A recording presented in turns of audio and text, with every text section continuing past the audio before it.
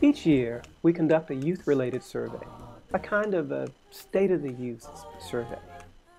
This year, we surveyed the people who work most closely with our youth, the counselors. The results weren't what you'd call impressive.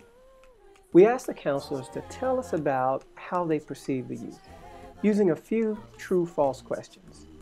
Here's what we found.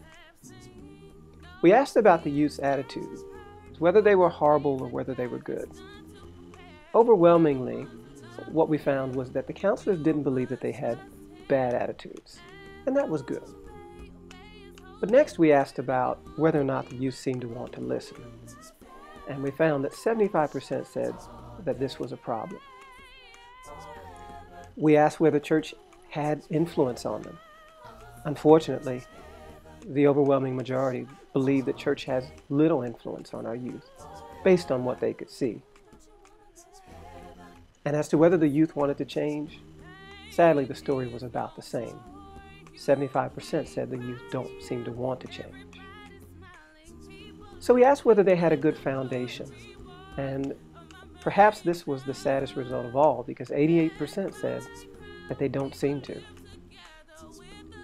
And finally we asked whether our youth represented some of the worst around. And thankfully, most disagreed with that. 87% said, not by any means.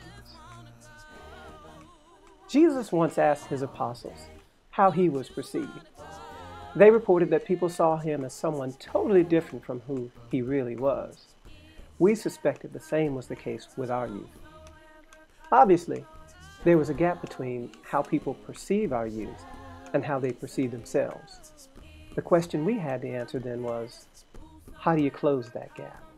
So we decided that to close that gap in perception, our youth needed to exhibit or show an overt faith.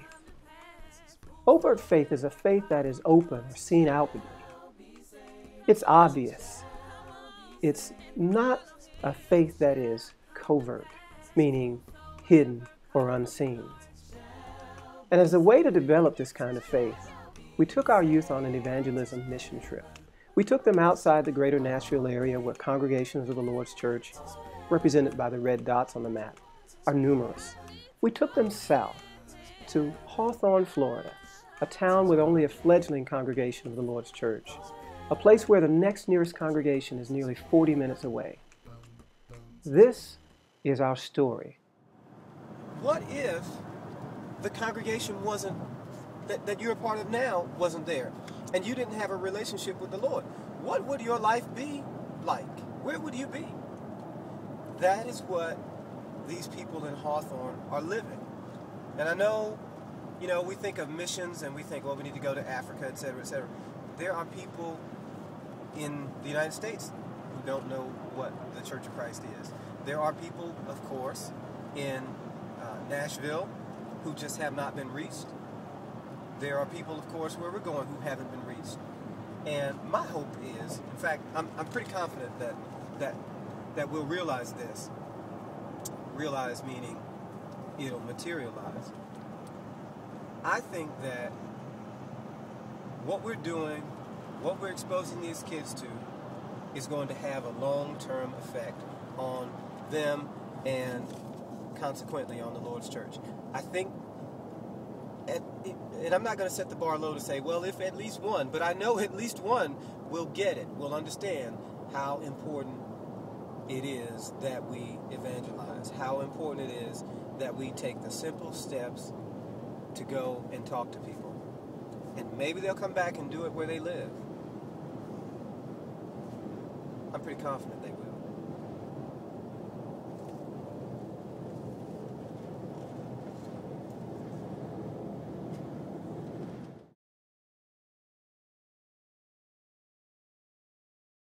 Really just take the time. It's not going to take that many minutes out of the day. But the way it's designed, like the first page here is just kind of a welcome for this baseline day. We're getting started. So we can kind of all be on the same page together. So there's some information there that I wish we had time to go over together, but take the time to read this first page and kind of really write down in it why you came on this trip, some reasons, your goal, and what you plan to get out of this trip, and what you feel like your role is in this trip? What do you think that you can offer in this trip? And that's on that second page there. And really take the time to fill that out. And then the fun part, you get to circle how you feel about this day one. How are your feelings about this trip? What your expectations are?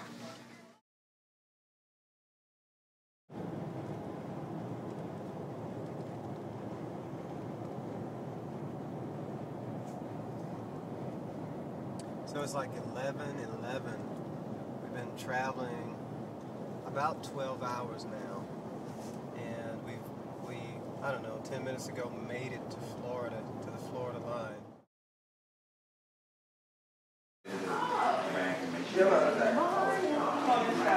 Morning, girl. Yes.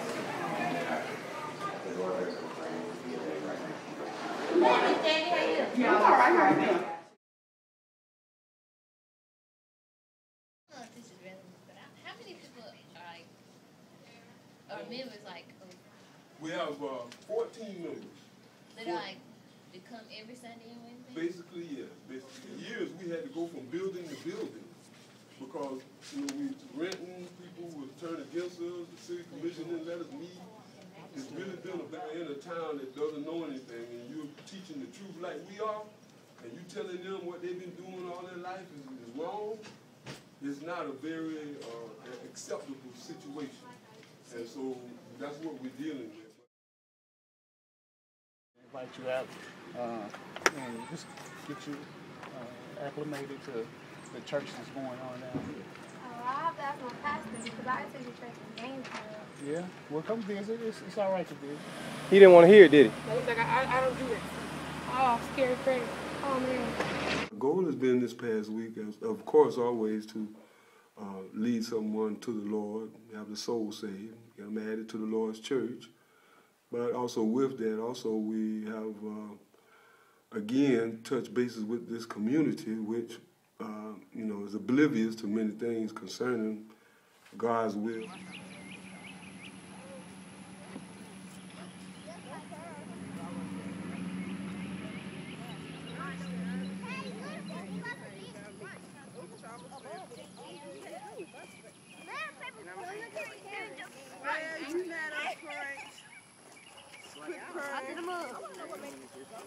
Very hard. Don't fall, cause I got this, dang. Okay. I ain't gonna save it. There's a lever.